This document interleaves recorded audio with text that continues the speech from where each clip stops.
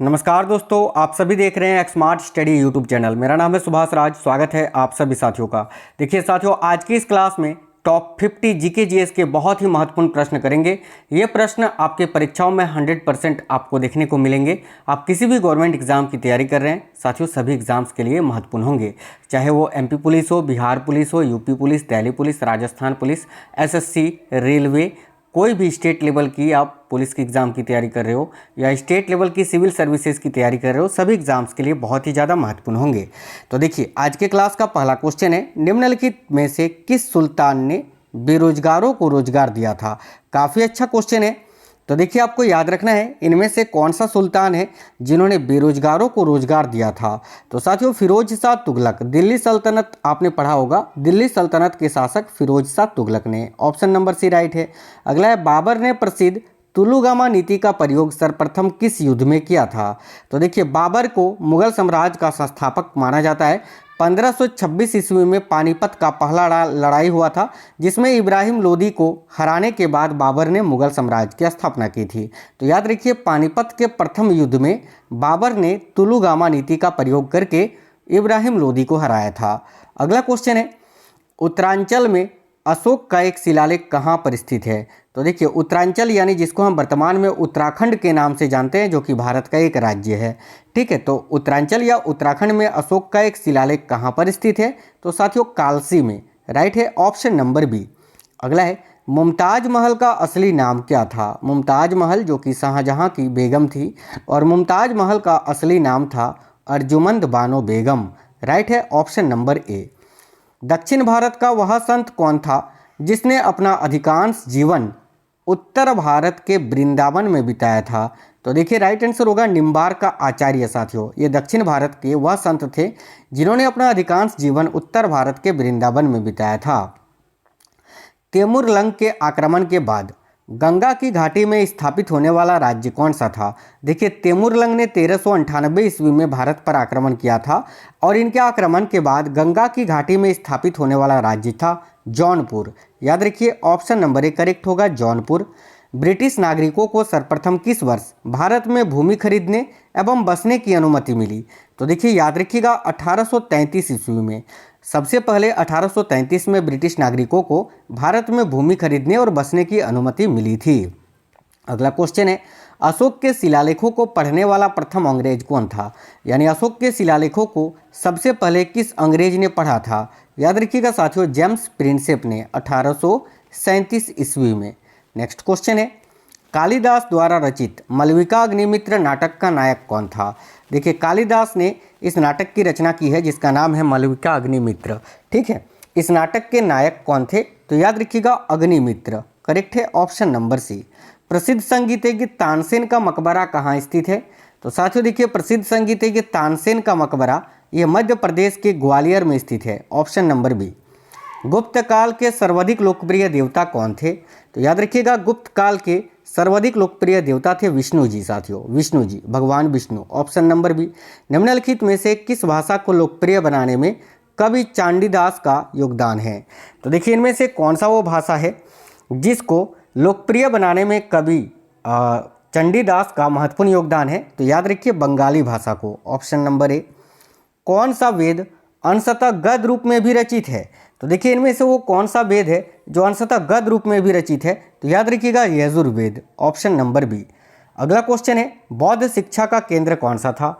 तो देखिए, इनमें से बौद्ध शिक्षा का केंद्र कौन सा था? तो राइट आंसर होगा विक्रमशिला विश्वविद्यालय साथियों, जिसका निर्माण धर्मपाल ने कराया था। गृहपति का अर्थ क्या होता था? तो देखिए, गृहपति का अर्थ होता था धनी किसान। धनी किसान को गृहपति कहा जाता था आधुनिक भारत में। अगला क्वेश्चन है, कौन सा भारतीय स्वतंत्र भारत का पहला गवर्नर जनरल बना? तो देखिए, राइट आंसर है सी, राजगोपालाचारी। शाहजहां का मूल नाम क्या था? तो देखिए, मुगल शासक शाहजहां का मूल नाम था साथियों खुर्रम। करेक्ट है, ऑप्शन नंबर ए। महात्मा गांधी दक्षिण अफ्रीका से भारत किस वर्ष लौटे थे? तो महात्मा गांधी जी साथियों 1897 में साउथ अफ्रीका गए थे, और लगभग 21 वर्ष के बाद 9 जनवरी, देखिए 9 जनवरी सन 1915 को भारत लौटे थे। इसीलिए प्रत्येक वर्ष 9 जनवरी को भारतीय प्रवासी दिवस मनाया जाता है, याद रखिएगा। अगला क्वेश्चन है, भारतीय संगीत का आदि ग्रंथ किसे कहा जाता है? तो देखिए भारतीय संगीत का आदि ग्रंथ सामवेद को कहा जाता है साथियों, ऑप्शन नंबर डी। नेक्स्ट है, कुछ विद्वानों के अनुसार कवि कालिदास किसके राज कवि थे? तो राइट आंसर होगा चंद्रगुप्त द्वितीय के, जिनको चंद्रगुप्त विक्रमोदय के नाम से भी जाना जाता था। पापनाथ का मंदिर पतड़कल का निर्माण किस वंश के शासक ने किया? देखिए आप लोग सभी साथी क्लास को लाइक कर दीजिए साथियों, और प्लीज़ शेयर कर दीजिएगा क्लास को। नए साथी कोई हैं तो चैनल को सब्सक्राइब करके बेल आइकन ऑन कर लीजिएगा। तो पापनाथ का मंदिर पतड़कल का निर्माण किस वंश के शासक ने किया था? तो वातापी के चालुक्य शासक ने, ऑप्शन नंबर ए। किसने विवेकानंद को आधुनिक राष्ट्रीय आंदोलन का आध्यात्मिक पिता की संज्ञा दी थी? यानी स्वामी विवेकानंद जी को किसने आधुनिक राष्ट्रीय आंदोलन का आध्यात्मिक पिता की संज्ञा दी थी? तो सुभाष चंद्र बोस ने, ऑप्शन नंबर ए। निम्नलिखित में से किसे शेख उल हिंद की पदवी प्रदान की गई थी? तो देखिए शेख उल हिंद की पदवी किसे प्रदान की गई थी? काफ़ी अच्छा क्वेश्चन है। तो शेख सलीम चिश्ती को, ऑप्शन नंबर डी। 1899 से 1900 के मुंडा क्रांति का नेता कौन था? तो मुंडा क्रांति जिसका संबंध है भारत के झारखंड राज्य से, और इसके नेता थे बिरसा मुंडा, ऑप्शन नंबर सी। तराइन के द्वितीय युद्ध में किसको पराजित किया गया? तो देखिए तराइन का द्वितीय युद्ध जो हुआ था वो 1192 में हुआ था, और इसमें मोहम्मद गौरी ने पृथ्वीराज चौहान को हराया था। तो ऑप्शन नंबर डी करेक्ट होगा। तराइन का पहला युद्ध जो हुआ था 1191 में, ठीक है 1191 में। इसमें क्या हुआ था? तो इसमें पृथ्वीराज चौहान ने मोहम्मद गौरी को हराया था, याद रखिएगा। अगला क्वेश्चन है, निम्नलिखित में से किसने स्वदेशी आंदोलन का नेतृत्व दिल्ली में किया था? तो देखिए स्वदेशी आंदोलन का नेतृत्व दिल्ली में किया था सैयद हैदर रजा ने, याद रखिएगा। राइट आंसर होगा option number D. British east India company का प्रथम गवर्नर कौन था? तो देखिए ब्रिटिश ईस्ट इंडिया कंपनी का प्रथम गवर्नर था Thomas Smith, option number A correct है। बहमनी साम्राज्य को किसने चरमोत्कर्ष पर पहुंचाया था? तो साथियों बहमनी साम्राज्य को चरमोत्कर्ष पर पहुंचाने वाला शासक था Mahmud Gawan, option number C correct answer होगा। अगला क्वेश्चन है, घंटी यंत्र या तुला यंत्र का प्रयोग होता था किसके लिए? तो देखिए मध्यकालीन भारत में घंटी यंत्र यानी तुला यंत्र का प्रयोग होता था खेत की सिंचाई के लिए, option number B right answer होगा। अगला है, उपनिषद काल के राजा अश्वपति ये कहाँ के शासक थे? तो याद रखिएगा केकई के, ठीक है। उपनिषद काल के ये राजा थे अश्वपति, और ये केकई के शासक थे।